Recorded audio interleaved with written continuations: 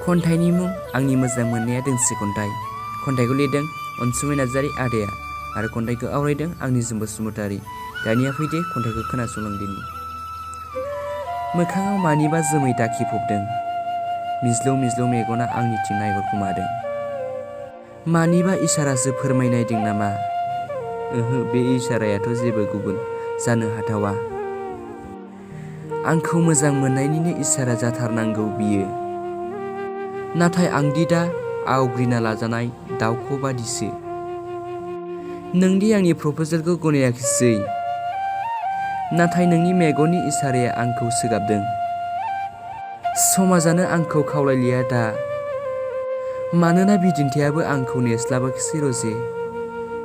माब्लाबानो आवग्रिना लाफैबाय आंखौ, बिदिन्थानि उन उन खारबोनानै गुफुर गावदां सासे समायना अनजालि। नोंजों बाथ्रा जुरिनो आं लामा आन्दायबाय। आं दा राव गैयै बबा, राहा गैला अनजालि। गोरोन्थियादि आंनिल' नङा,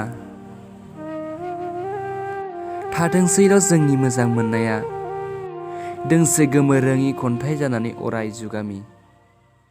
खन्थाइया